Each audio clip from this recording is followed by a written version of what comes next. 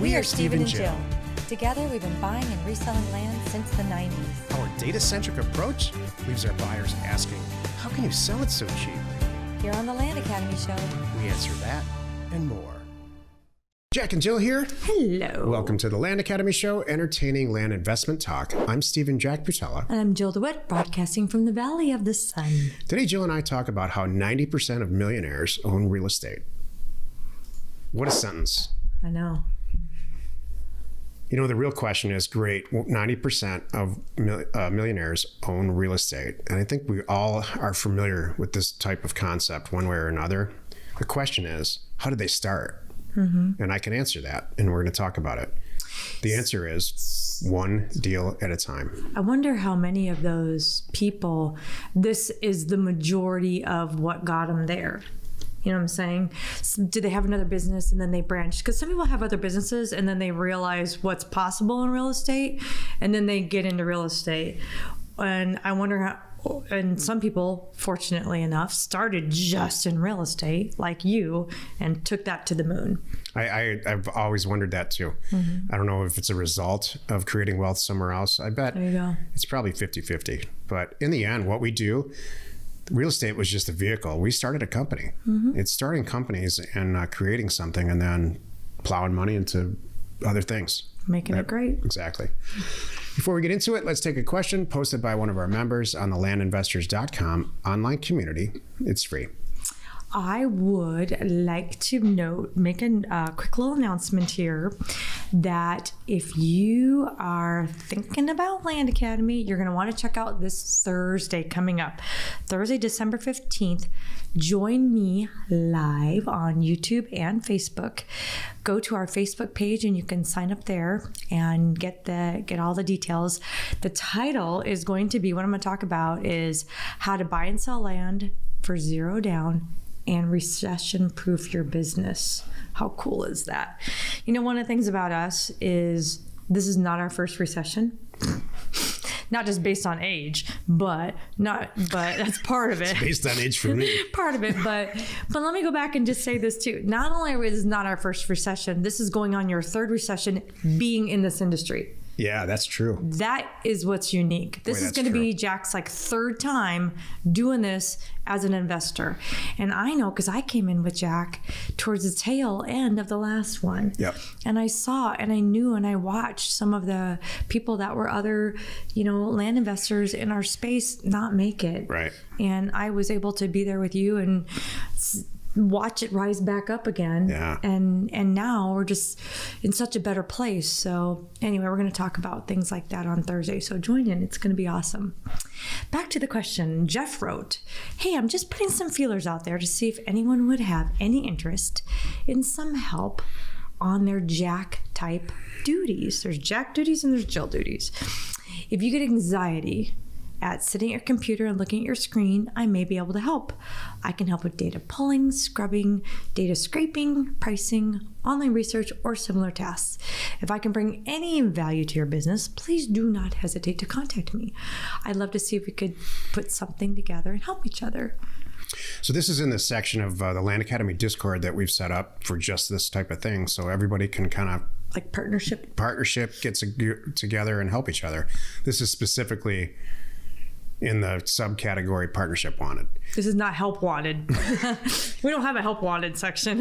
And so, Jill and I put together Concierge Data, which is a full-blown company to help you get the mail out, scrub the data and get the mail out. It'll do all of it. Yeah. But if you're interested in having a full-time partner, that's what this, and splitting the deal and all, splitting the money up and the equity that you create up, this might work. But my point in putting this in here is that we're all helping each other. Mm-hmm. Perfect. Today's topic, 90% of millionaires own real estate. What a funny sentence. I think Dale Carnegie said it in the beginning. And since then, everybody's been doing research to back that statement up. And turns out it's true. Yeah. So where do you start? Do you start in real estate? Do you open a convenience store and buy the building that you're in? And on and on and on. So you have to get your head around the fact that this all happens one transaction at a time. And so if you own a convenience store, let's say, or you own a small manufacturing company or whatever you can dream up, if you own a bunch of stock, in companies because you've been buying and selling stock for a while and you've created some equity there. Real estate is a very logical place to put money into to create and hold on to equity, especially in a recessionary time. So that's what this is all about. But there's all one thing, it all has one, we're all in the same boat on this. It's one deal at a time. This does not include REITs and things like that, I'm assuming, right? This is individuals owning their own individual the article portfolio? The article that I read went on to say, of this 90%, about 30% of the people that are in this statistic, when work certainly in that statistics, go on to buy stock in REITs and play in that market space, which we choose not to do. Right. So I'm sorry, I missed that. So that means they go on to do that, but doesn't make up this 90%. Let me back up. Here's how I see it. I think that I totally believe this. Number one. Me too. Number two, I even think, because this could be taken loosely, like this could be taken that, I happen to live in Tustin, California, and I bought my house for $300,000, and now it's worth $1 million. And now I'm in this group. I kind of accidentally fell into this group. So in that scenario, which is good. But I think what's interesting is that, like we were talking about earlier, everybody knows. If you don't know that there's money to be made in real estate, we got to talk. So, which we are, number one. And I wonder, my argument is, if I was going to start any company like you're talking about, I'm out here, I'm an entrepreneur and I'm going to start something. I'm going to sit down and figure out what makes the most money. Do I want to be selling something for $1 a pop? Maybe I make only a couple dollars a pop, like a pizza. It won't go there again.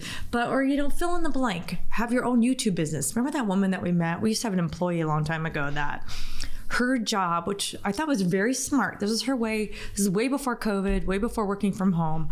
Her way of having her own little online business and just having a nice, sweet life was going to garage sales and buying a whole lot of books. That was a lot of her things, are books and magazines from garage sales, taking them home, taking beautiful pictures, putting them on eBay, selling them for more. And that was her gig, right? And that's a lot of work, I'm going to argue, right? For not a lot of money. Probably, if you're lucky, $10 a profit, a sale. So that's great. And then if I was this person, I'd be like, well, I got that figured out. Now I need to make $10,000 a sale. Hence the real estate. What? I don't know what the point of that is. My point was, how do we get on the books in $10? Oh, well, learning to round it, I think of smart people starting real estate. I imagine a lot of them are here or get here because they were smart enough to do and figure out something else. And then they were smart enough to transition it into something that yields much more profits. Creating money for yourself or equity or wealth for yourself happens one of two ways. You buy something and you sell it for more, or you buy something and you do a bunch of stuff to it. Maybe you add, in a manufacturing setting, you add components to it. And so the sum of all the parts equals more than the actual parts. Or in the case of real estate, you buy a rundown house, you clean it all up and you sell it for more. And then the price of the house and the price of the improvements and all the stuff that you put into it is more. So you've created, in both situations, you've created equity. Our real estate way is to buy a piece of land that's valued at $200,000 less. You buy it for $100,000, you sell it for $180,000 or $200,000, and you've created $100,000 of equity for yourself relatively quickly, in my opinion, without a ton of work.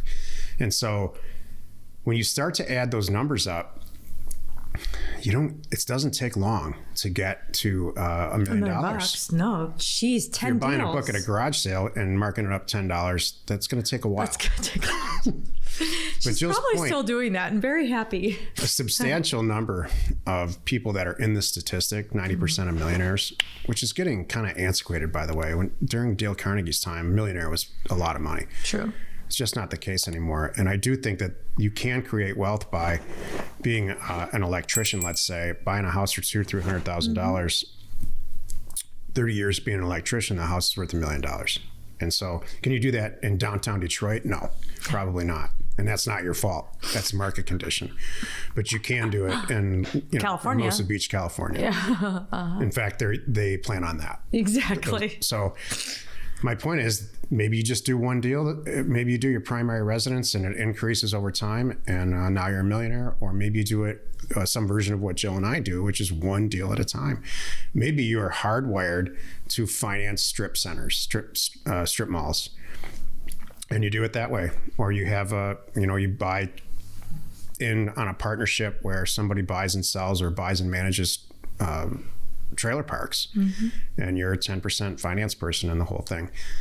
But my whole point is this: it's so easy to say this sentence, 90% of millionaires, but then the vast majority of the people who are listening or watching this, and you're not wrong. Okay, great. Well, how does that happen? How does that start? It starts with one deal, one single deal. And my first deal was an 80-acre property in northern Arizona that I bought for about $8,000 and sold it for $16,000 pretty quickly on the internet, a sight unseen. And I created whatever that ends up being, probably in the bitter end after marketing and all that, probably $10,000. And that was it for me. That was it. I knew what I was going to do for the rest of my life. And fast forward, 20 years, 25 years, here we are. So you got to get your toe in the water. Totally. That's my point. And I don't know a better way to do that than with a small piece of land. That's true. That's really good. Yeah, and join on Thursday, and you'll hear me talk about how you can do it with other people's money, and really feels great about it. I mean, my money. What Jill's talking about, without stealing your thunder, is that there's a whole entire community within Land Academy where people are just there to fund other people's deals. Correct. Including us. Exactly. We fund other people, Land Academy members' transactions all the time. So it's not so much, geez, how do I start? How do I get that first piece of property? Once you go through the education process of finding undervalued property, let's just say, not just land, not houses, but office buildings and all of it, there's all kinds of people lined up to be your partner to see the deal through. And so if you establish the talent of locating amazing real estate deals, the money's going to fall on your head. You know how I describe it? I said, let me just explain this to you, this way. Do you collect what do you love? Cars. Great. Okay. What's your favorite car? 65 Mustang. Awesome. So maybe that's worth a really good, pretty cleaned up right now, $45,000. Okay, good. What if you found a sweet little old lady that had one in her garage and didn't even know what to do with it, and her husband passed on, and she would sell you this car for $15,000, and you know it's worth 45 right now in its current condition? What would you do? Well, I'd be scrambling to get the money to. That's what I'm saying. So when you put something like that in front of somebody, it's the same thing with real estate, same thing with the property. You come up and say, we got to buy this. Either I'm going to get the money from you, or I'm about to start selling my kids, so I can afford to do this. Yes, you know what I mean? The money's there. So not to steal that, but more coming soon. Happy you could join us today. 5 days a week. You can find us here on the Land Academy Show. Tomorrow, the episode on the Land Academy Show is called The Riskiest Thing You Can Possibly Do Is Not Take Any Risk at All. You are not alone in your real estate ambition. It's kind of that's going to tie into tomorrow, actually. It's theory week, kind of theory week this week. It was tomorrow the risky thing, kind of what we just described. Then I won't say anything more. You can't do nothing. You have to do something. Yeah. That's what it is of tomorrow. Exactly. Hey, by the way, if you think land investing and everything that we're talking about might be a good fit for you, get our free ebook. By the way, that'll get you on the email series too, so you'll get notified when I go live on Thursday. So go to landacademy.com. At the top, look for the button that says, sign up to get a free ebook, and it'll happen immediately. Check it out, read it, see if it's for you. If you have any questions, you can always send a note to my team via support@landacademy.com. We are Jack and Jill. Information and inspiration to buy undervalued property.